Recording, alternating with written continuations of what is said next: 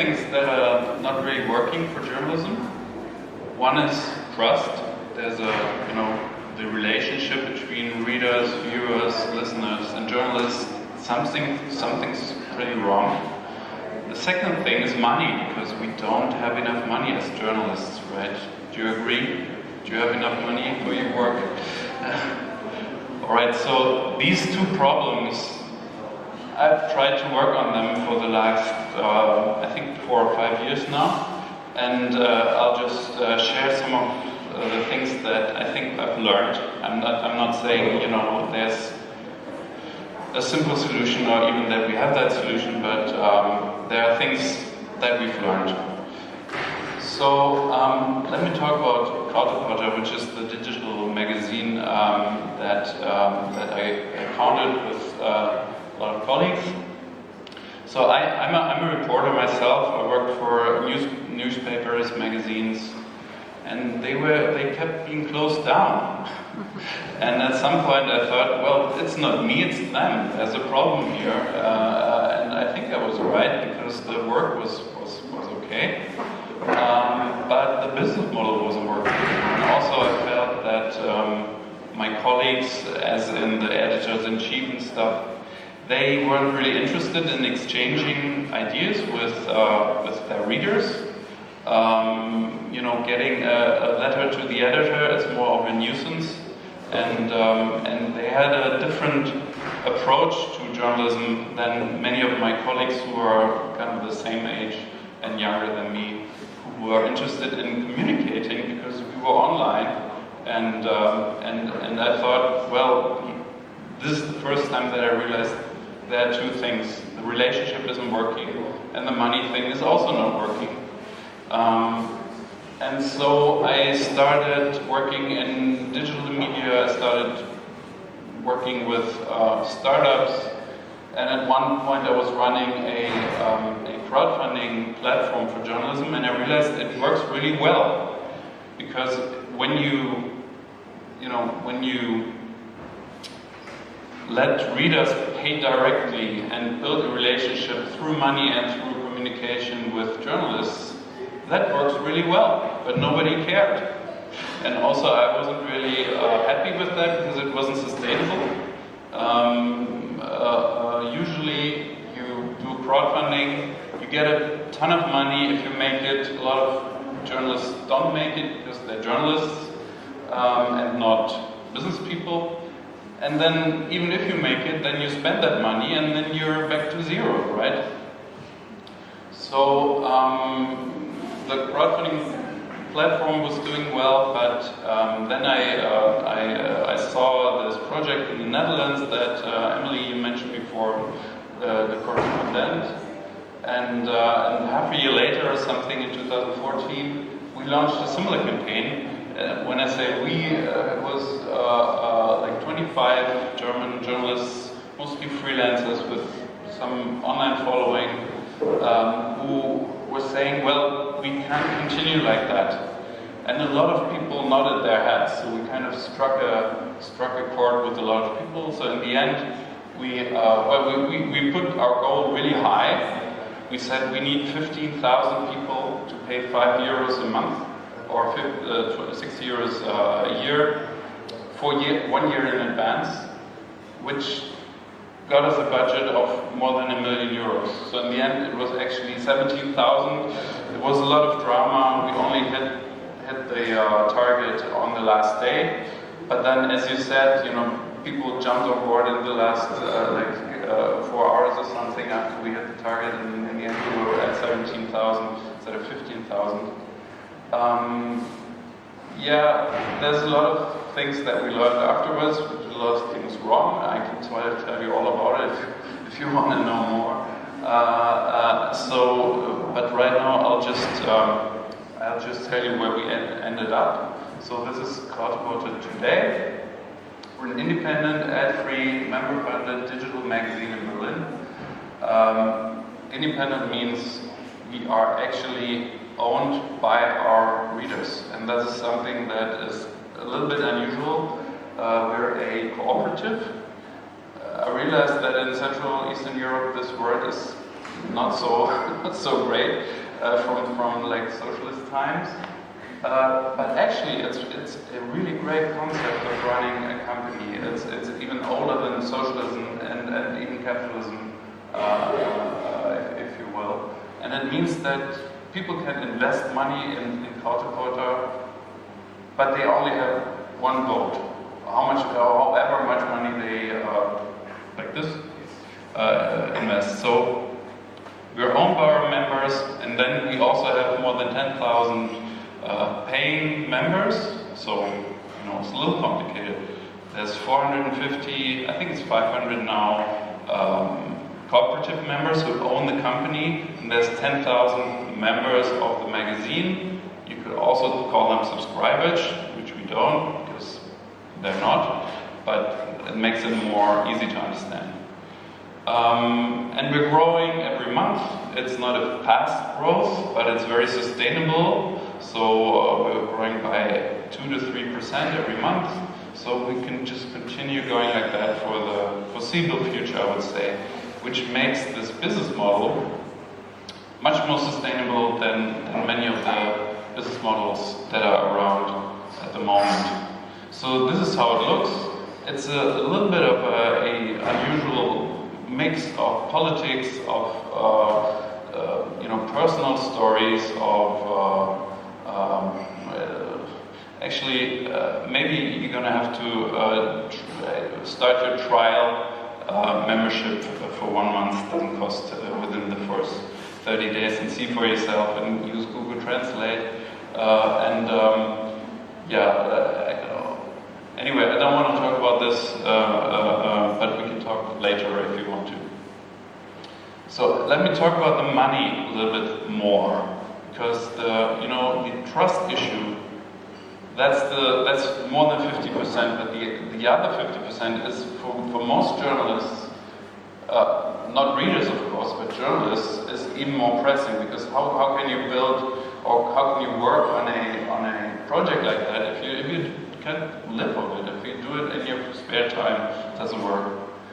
So what is membership? What do I say? What do I mean when we say membership? It's a little bit like what you said before, so please excuse me if I'm repeating stuff. We think about it like this. So there's a dimension between indifference and trust, okay? And the other dimension is free access and exclusive access. If you get something exclusive behind a paywall, for example, or say an exclusive podcast stream or something, but you don't care about the medium, then it's a subscription, where if you want to watch the football, you don't care what TV channel it's on. You just pay for the right to see the football. So if you just care about the exclusive access, then we call it subscription. If you don't get anything in return, but you trust that media very much, then it's donations, right? It's just giving something that you feel strongly about and giving them some money. Problem with that is, why would you pay on a recurring basis? Why not just give to the good cause one time and then stop? If you don't care, but you get it for free, well, you won't make any money at all. Because people don't care, and they get it for free. So what you have to do is you have to finance it with ads, right? Problem with ads is the incentives are completely off. The incentives for media companies and for journalists are make the ad company happy. You want to sell ads, so you're producing content that is made for reach, that is made for clicks. Mm-hmm. You'll put headlines that make you click, and then you're disappointed, but you've already made some money, so the incentives are completely wrong. So if you get something exclusively, and also the trust is there, then we call it membership. These two dimensions are what makes it into membership, and one doesn't work without the other, because then it's either donations or it's subscription. I know because in the beginning, in the first year with Krautreporter, we didn't have a paywall. We went for the Guardian model, the Guardian model, right? And the Guardian is really successful, but I would say at least the old Guardian is more in the dimension space. It's just that they have so much reach and they've invested so much money in that reach that they can actually, I think they're now about to break the 1 million members wall, glass ceiling. Alright, so just to... Oh, there's one missing, but it doesn't matter. So that's how we think about membership. So I think if you want to turn your publication into a membership model, then you need to think about how you're building trust, but also what get people in return, apart from being a part of the whole process, which is valuable, of course, but I think you also need stuff that is kind of like a subscription. So we call it the 3P. Sorry for this marketing stuff, but it's good to remember. Privileges, right? Like stuff that is behind a paywall. Passion, it needs to be important. And I can't stress that enough. You know, it needs to mean something to someone. And for that, you need to tell them what it means. Most media don't have a slogan. So people who don't know you don't really know what you stand for. So your mission and your vision is so much more important in membership than it is anyway.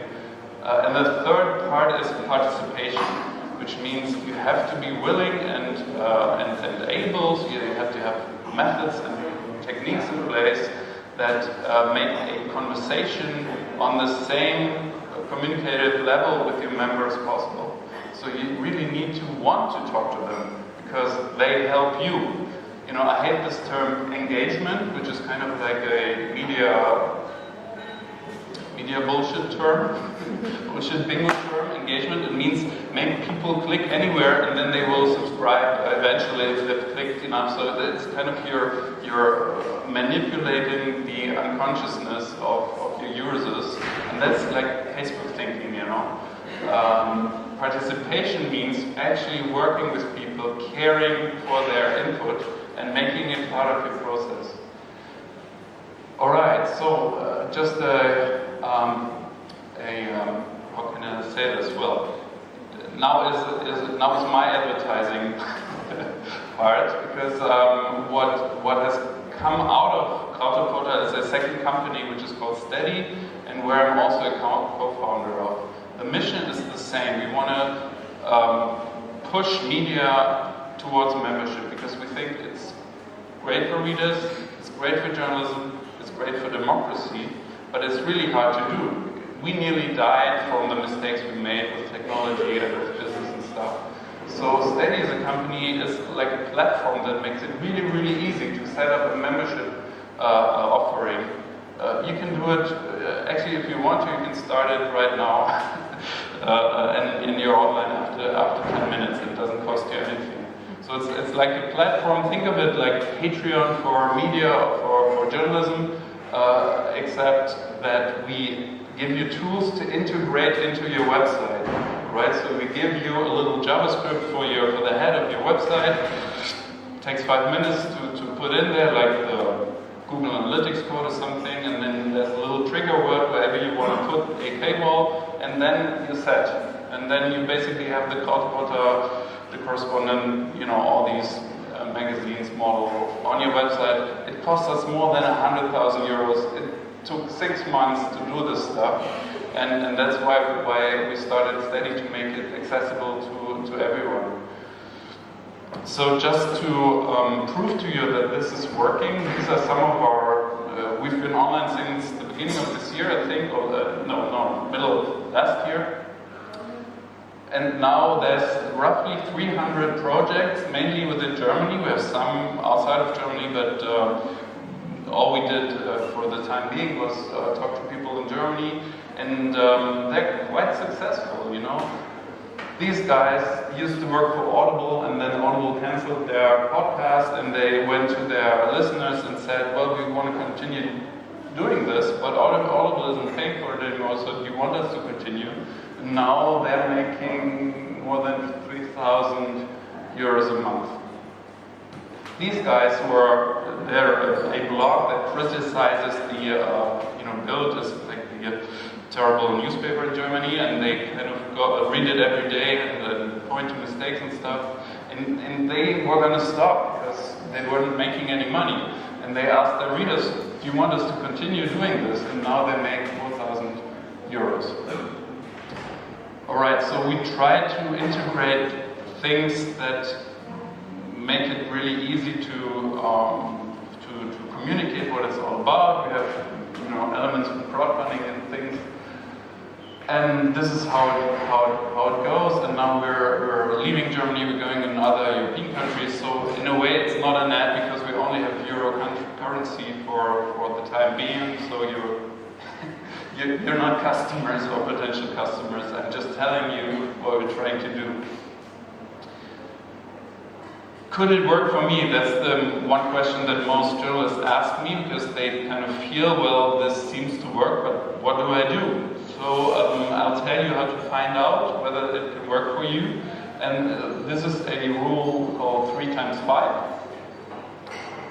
5% of the readers that trust you, so it's not everybody who knows your brand, but it's a community of people who like you as a medium, will pay 5 euros a month.